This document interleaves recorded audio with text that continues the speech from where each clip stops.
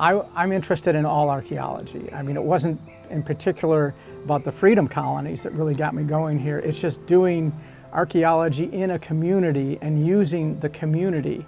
But the freedom colonies, I mean, that's just icing on the cake, really. I mean, the fact that, I mean, that makes it even more cool. One of the things we want to do is define a structure. Now, this is the buildings that are on the National Register nomination are, and that's the buildings that are that you've seen in the pictures, the house, the outbuildings, right, the two barns, and the other, the shed. I can't remember. Smokehouse. That's it. Yes.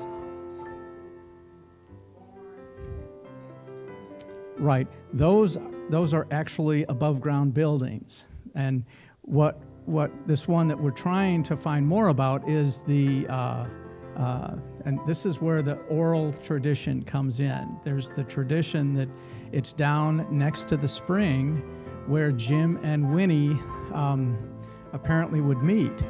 And the spring is there, and you can see it. It's visible. And they said that that's where they built their first house. Okay, so all the flags you see, they found items of significance here with their metal detectors. And this area in this vicinity is probably where one of the homesteads was for who was Jimmy and Roxy, or we don't know if it was Joe and Harry. Was Harriet and Joseph or Jim and Winnie, but somebody was right here. Because everybody talked about the big crepe myrtles in the front yard. So they planted, these crepe myrtles have been around since the 1800s, somewhere in the late 1800s. Okay, and you see there's 2 or 3 groves. There's one here, there, the one back behind you back there. Okay, so this is the site of where they were generally. This may be the only original structure from the 1920s period that's still standing in at least the Shankleville community. It's been a heartfelt involvement on my part to just have the opportunity to get in behind what Big Papa did when he built that house. You know, you think about why you're here and why you're where you are and what got you here.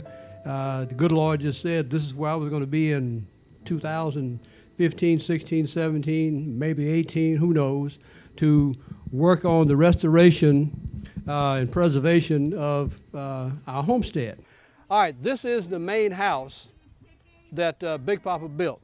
And the plaque that designates it as a National Place of Historic Significance is on the wall right there. When you start going into something like we went into to restore this house, it's almost like you call it forensic carpentry, where you have to go in and examine the body to see what it is.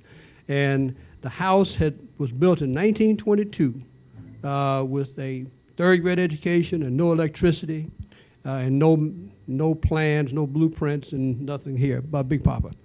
So you look at what he did, and the first indication of the uniqueness of the project was when we had to go in and tear out the modifications to the bathroom. We had tenants who came in and turned the bathroom around and did a lot of remodeling inside the house, which were great, and we were just excited that they did all that for the house because it made it look different and new and loved. But to turn the house back to how it looked in 1945, we had to go in and reverse that bathroom back out and put it back like it was in 1945.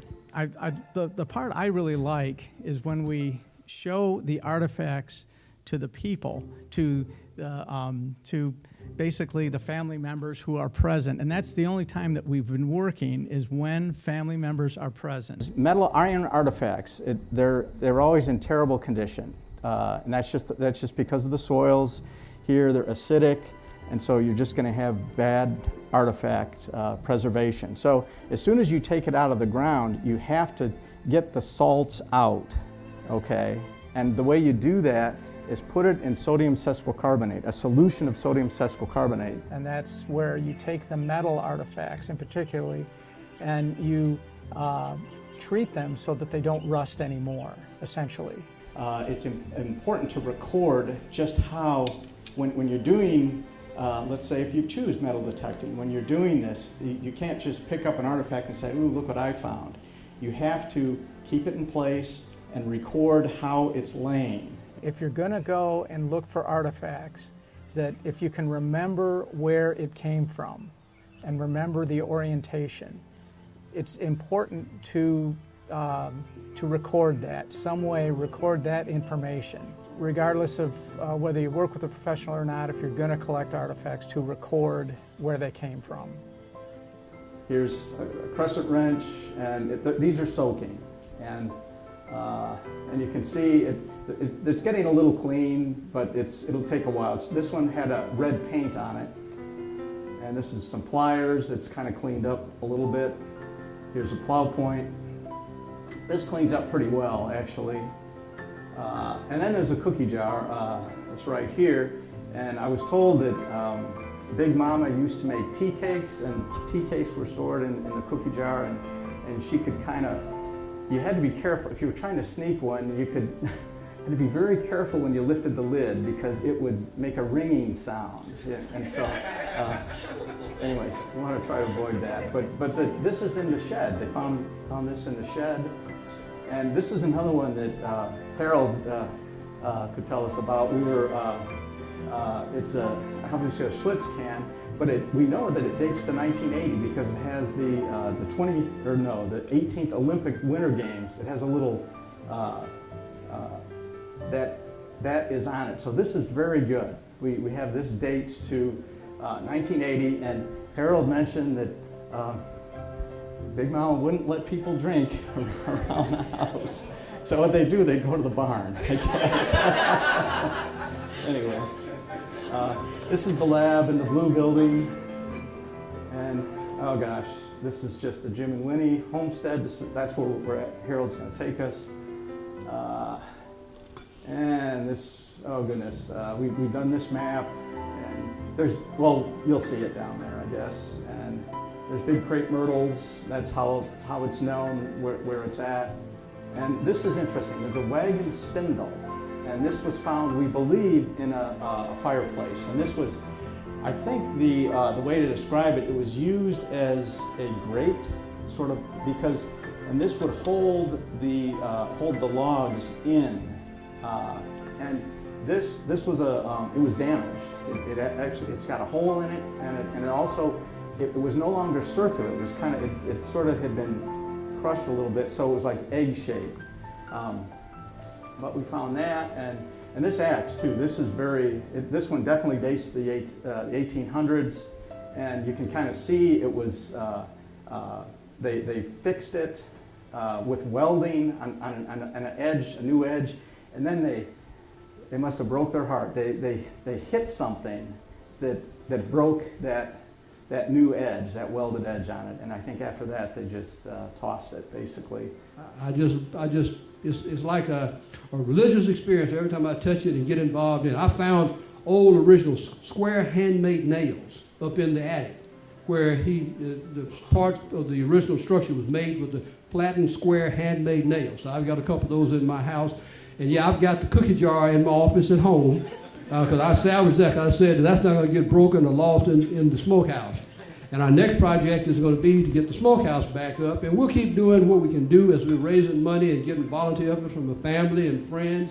But we all just love to come down here and do this kind of thing. And by God, I just thank God He gave me the chance to do it. Having grown up in the house as a summer, visit with Big Mama and Big Papa and at holidays, I remembered a whole lot about the house. And then I discovered through my dad's memoirs all of his photographs he had. And by digging through photographs, you can see different things that tell you how things looked, how they were laid out, and you can verify what you wanted to do. So in talking to the architects, then telling them what we saw and giving them the pictures, they were able to then validate what we were trying to do and say, okay, this meets the 1945 criteria that you're trying to use to get back to where you are. And Big Pop had cut 24-foot timbers and put them down on top of blocks, rocks, to raise and make the cross members of the house that he built. Then he came back in, he got some milled lumber, which were true nominal 4x6s, making the floor joists going back on top of logs that he built, that he cut and hewed to put down there to start the foundation. But when I saw all that, I said, man, what are we looking at here? Because you think about what it took to drag those logs out of the woods, to cut them, to fit them, to get them leveled and get them. He cut flats in there. You see how he put the flats for the 4x6s to sit in to make the flooring. And I said, you know, this is something that's really special. And you can see a lot of this by looking up under the house still. The log's still in place.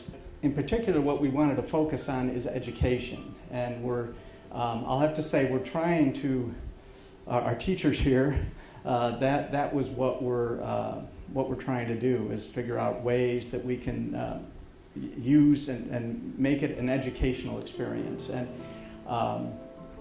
And hopefully, I've already gotten from two gentlemen here, the 4-H club, I guess, in Jasper, has already volunteered. So we